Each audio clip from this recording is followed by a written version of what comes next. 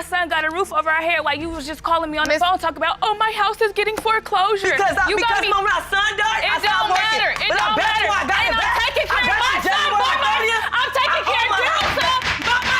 Ms. Austin returns to paternity court for the third time with Mr. Wallace and Ms. Roberts, hoping to prove that Mr. Wallace is the father of her 9-month-old son, Ronald. Mr. Wallace, however, has multiple reasons to doubt the paternity and hopes this is his last visit to the court. Ms. Austin, this is your third time here in our courtroom with Mr. Wallace and Ms. Roberts. Previously, you were here because Mr. Wallace questioned the paternity of your other child, but now you find yourself in the same situation. The last time they were in court, Mr. Wallace was revealed to be the father of Ms. Austin's other child, Danielle. Judge Lake expressed her frustration and disappointment seeing them back again. Ms. Austin admits that after the last hearing, things started okay, but quickly deteriorated as Mr. Wallace continued to go back and forth between her and Ms. Roberts. Today, you say you need to prove to Mr. Wallace that he is the father of your 9-month-old son, Ronell, so that he can begin to step up and be a father. Mr. Wallace, you claim you have multiple reasons to doubt when it comes to whether or not you are the biological father of this child, and hope today is your last visit to this courtroom. Let's take a look at what happened the last time you all were here. Judge Lake notices a smirk on Ms. Austin's face, calling it out as a sign of nervousness or perhaps self-disgust for being back in court for the same reason. The tension is palpable as Ms. Austin acknowledges her frustration. She reveals that she is pregnant once again, complicating matters even more. Since the last time we was here, everything started out okay, but we all knew that wasn't gonna last long. Ronell Wallace was still bouncing back from me and Kendrelyn. I had enrolled in school, but I never did go because I had got pregnant once again with Ronell, and she got pregnant with her baby, with her son. Mr. Wallace accuses Ms. Austin of being promiscuous, claiming he had spyware on her phone that caught her texting other men. Ms. Austin vehemently denies these allegations, challenging Mr. Wallace to provide proof. The courtroom heats up as both parties hurl accusations at each other. Because she's very promiscuous. When we was together, I had installed, it was like spyware on her phone. It's what they would duplicate her text messages and call log and send a copy to my email. And again, for about the 5th, 6th time, I called her texting different men. Well, where your proof at? Things take a dramatic turn when Ms. Roberts and Ms. Austin start screaming at each other, leading to a physical altercation. The courtroom erupts in chaos, and Ms. Roberts is removed from the courtroom. Judge Lake reestablishes order, emphasizing the seriousness of the situation, especially with another child involved. Allow me to sleep. I'm gonna keep on just because I know that you with her. She's so, allowed. I don't have nothing to do with that. Yes, if you do. can sleep with somebody else, Yes, man, you then do. you got low self-esteem. Ladies, you hear the case? Let's get some order. Let's get some order. What you do? Get her on here. Mr. Wallace explains his doubts, stating that Ms. Austin was talking to other men during her pregnancy. Ms. Austin admits to talking to someone else, but insists it was out of hurt from Mr. Wallace's actions. The courtroom hears the complexities of their relationship, revealing deep-seated issues and mutual distrust. That you felt like Ms. Austin was sleeping around. Yes, ma'am. If you're talking to other people while you're pregnant and right after you're pregnant, of course, I'm gonna have doubts about the child. Right. Miss Austin, are you admitting that you also had a relationship with somebody else during the time? Ms. Austin presents photos as evidence showing similarities between Ronald and Mr. Wallace, particularly their chins and feet. However, Mr. Wallace remains unconvinced, citing her actions over appearances. He accuses Ms. Austin of being unfaithful and insists he cannot trust her. Walk me through what these pieces of evidence are. The first piece is... The chin. You see that chin? Look at their feet. So you say their feet are alike? Yeah. But they don't change your mind? No, ma'am. It's just like you go to a police lineup. They put you in there with 6 other men who look just like you. Judge Lake addresses the constant back and forth and abandonment issues, highlighting the emotional toll it has taken on Ms. Austin. She urges both parties to reflect on their actions and consider the impact on their children. The tension in the courtroom remains high as the moment of truth approaches. Never left, and I could have left. I could have walked away. I had a family, I could have walked away, but I didn't. I stood out and sat in the earth because he left me. He keeps leaving me. What could I do? That's because you always have other men. No. All right, folks, it's time for the moment of truth. Amidst Mr. Wallace leaving and coming back, the DNA results are in, and we're about to find out if he is the father of baby Ronell. Emotions are running high, and the stakes couldn't be higher for this family. Mr. Wallace, you are Ronell's father.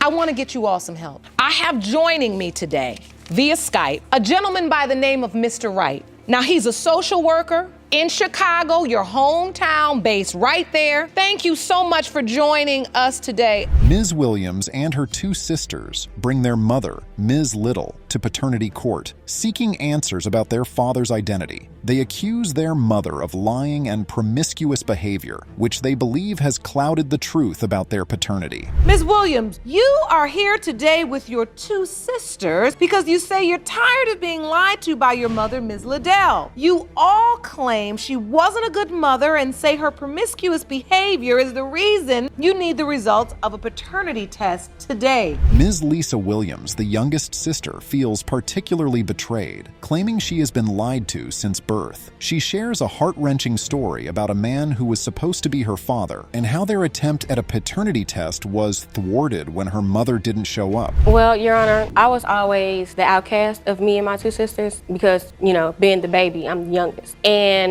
I felt like ever since I was born, I've been lied to. And you always felt left out from your sisters. Tell me about the paternity issues.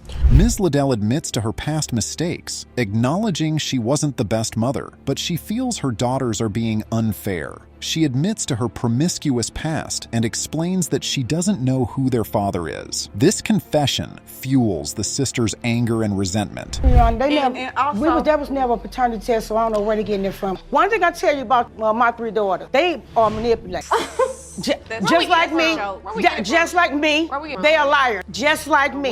It's the truth. Like we're not even It's her the kids. Jasmine, another sister, recounts how family members and rumors always cast doubt on their paternity. She felt a strong disconnect from the man who was supposed to be her father, especially when his family didn't accept her. This doubt was further solidified by their mother's hurtful comments during arguments. The doubts were just based upon the way he treated you, or did you hear whispers and rumors? All of the above, and also it's a lot of her character traits that put doubts in my head itself, other than the whispers, other than all of that. Because of the life she was leading. Lisa recalls a painful memory involving her mother at a gas station. A man recognized Ms. Liddell, who then casually mentioned he might be Lisa's father. This incident deepened Lisa's feeling of abandonment and confusion, highlighting her mother's indifference and lack of responsibility. Me and Jasmine went to go see her father because he was, away.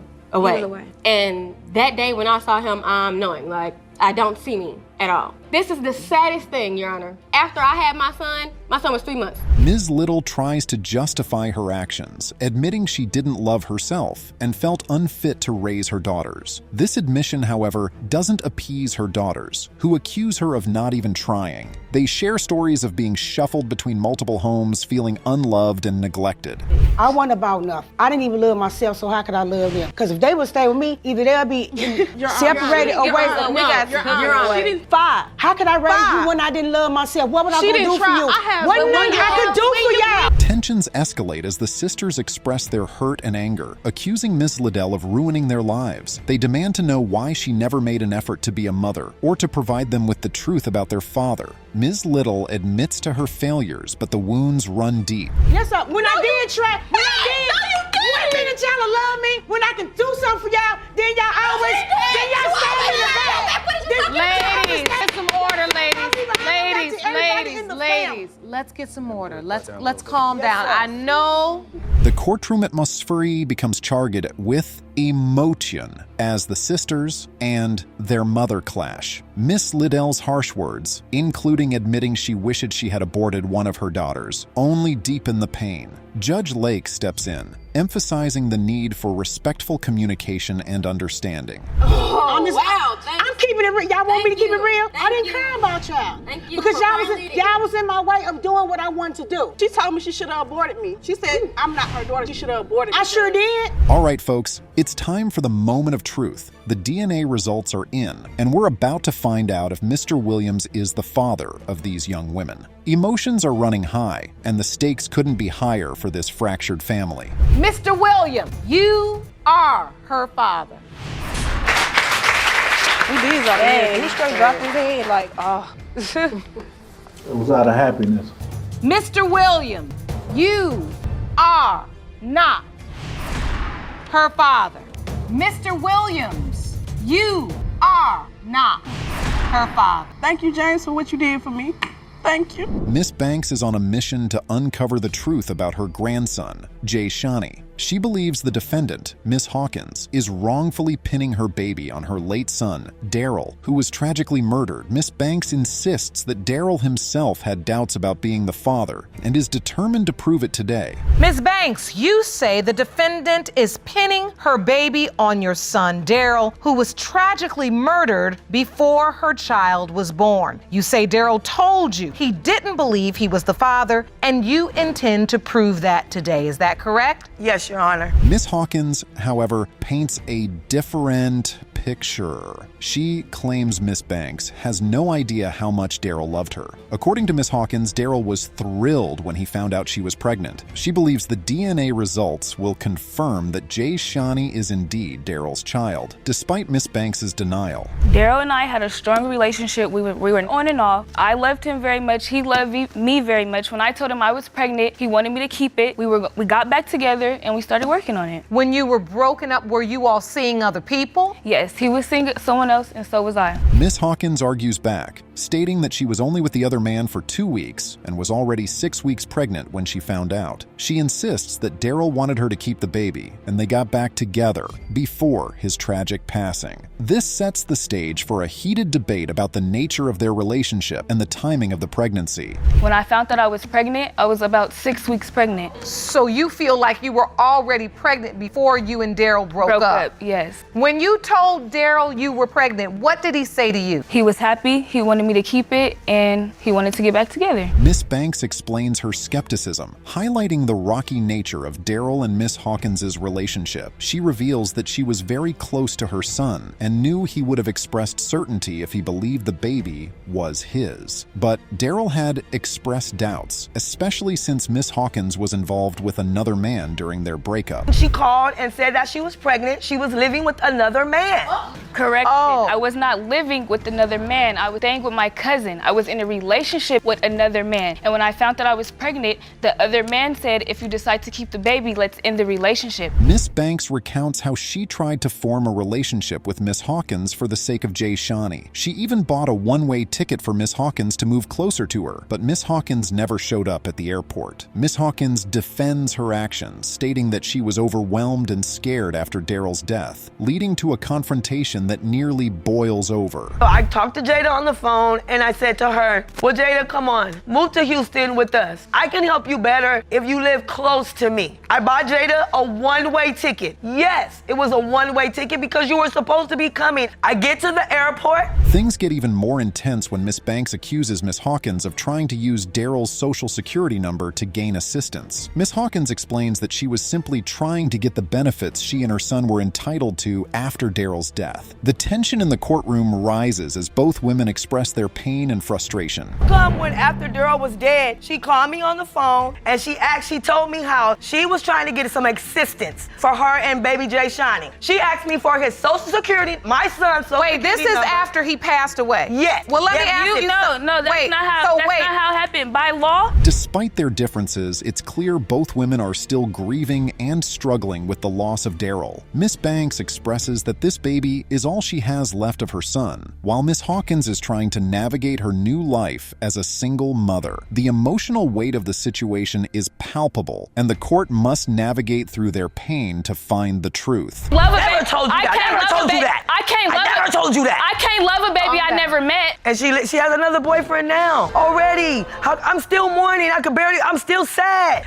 I'm still crying every day. How can you be so eager to have another man? You just keep getting more men. Judge Lake intervenes, urging both women to focus on the well-being of Jay Shani. She highlights the importance of mental and emotional health, especially considering the impact on the child. The judge calls for a moment of calm, emphasizing that their behavior will directly affect the little boy caught in the middle of this family turmoil. I'm here with you. I'm right here with you, and I understand your pain, and I'm right here. Is it your hope that you do have that legacy of your son? Yes. So you do really hope. And that's why, despite the doubt, you still sent the ashes, you sent the clothes.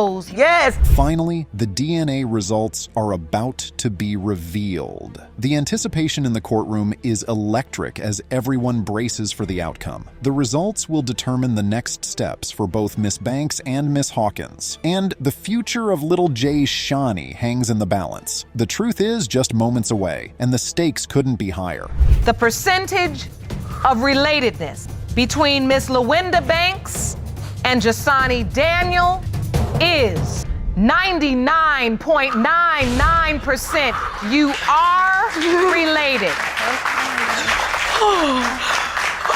Miss Lindsay is convinced that Miss Cade is using her baby to trap her son, Marvin, and benefit from his budding music career. She claims Miss Cade cheated on Marvin the very month she got pregnant, making her accusations quite serious. Miss Cade, on the other hand, is here to prove that financial gain is not her motivation. Ms. Lindsay, you claim the defendant, Ms. Cade, is using her child. You say she cheated on your son the very month she got pregnant, yet is still claiming that he fathered her child. You argue that though you are uncertain about your child's paternity, financial gain... Miss Cade argues that her intentions are genuine and she is uncertain about the child's paternity herself. She insists that proving Miss Lindsay wrong is her primary reason for seeking the paternity test. The tension in the courtroom is palpable as both sides present their cases. Excuse me, Your Honor, that is not true. Let me tell you, Hold on. Tell me now, what's going on in this relationship that has you so upset? Your Honor, before she was ever with my son, she was my daughter right here, Demetrius's best friend. Miss Lindsay doesn't hold back, calling Miss Cade a liar and a gold digger. She recounts hearing rumors about Miss Cade's wild behavior, including alleged escapades in a sauna and steam room. Miss Cade denies these claims, maintaining her dignity amidst the accusations. I blame them both because it's my son that I'm worried about. She only want to be with him because he has a music career. She's a gold digger and she's a tramp,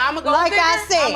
Okay? So now let me get something straight. You're here because you doubt that your son is the father of Miss Cade's baby. Your Honor. The drama escalates when Miss Lindsay reveals that she tried to storm the delivery room when Miss Cade had a C-section. Security had to escort her out, showcasing the lengths Miss Lindsay would go to confirm her suspicions. The courtroom buzzes with this revelation, highlighting the extreme tension between the families. When she had a C-section, the baby she looks just like you. She had a C-section. I tried to run up in that delivery room. They called security on me because I was gonna be the first one to see that baby. I love all kids. Security on you at the hospital. Marvin steps in, expressing his hope that the baby is his. He admits to having doubts, but says he's been there for the baby since day one. His heartfelt plea adds a layer of complexity to the situation, making it clear he wants to do the right thing. Yes, ma'am. Yes, ma'am. So you wanted to be the first That's one right. because you didn't think it was his child That's and you wanted right. to see and the I want baby. to be the first. That's right. And they called security Well, on shouldn't me. your son be the first one along with the mother? No, because he's too naive. Mr. Wells, do you believe? Miss Cade admits to having slept with another man during a break in their relationship. She maintains that Marvin knew about it and was understanding. However, Miss Lindsay is not convinced, determined to break up the relationship and protect her son. The issue that's relevant to this court is whether you slept with both men in the same time, that period of conception. Yes, I did. And you did. I admitted to Marvin what I have done, and he was understanding about it. But I'm not. Yeah, we're going to break this up today. Miss Lindsay brings up a unique piece of evidence, a family trait involving a toenail that grows straight up. She insists that all Wells children have this trait and demands to see Marvin's toe. This unusual claim adds a bizarre twist to the already dramatic case. Hey, did you keep this a secret? I did not keep this a secret. Like, I didn't tell him exactly how I chose to spend my break and every day of what I did of my break. But when I found out I was pregnant, I told him the truth right there on the spot. He cannot say I did not. Oh, hold on though. You said when he found out now you told him the truth. Miss Cade tries to defend herself, pointing out the ridiculousness of the toenail argument. The courtroom erupts in laughter and disbelief as Marvin reluctantly shows his toe. This moment highlights the absurdity and intensity of the accusations. May we see? Take the shoe off, son. Step over to the side. Mr. Wells, step over here so I can see. Oh. Yeah, I'm gonna go. Can I go with him so I can show you, Yana? Jerome, take a close look at. See this stuff right here? Boy, you know you should have put some lotion on your feet if your mother was going to do this. All right, folks, it's time for the moment of truth. The DNA results are in, and we're about to find out if Marvin is the father of baby Kylaya. Emotions are running high, and the stakes couldn't be higher. Mr. Well, you are her father. All right, okay. You owe somebody an apology. You owe somebody an apology.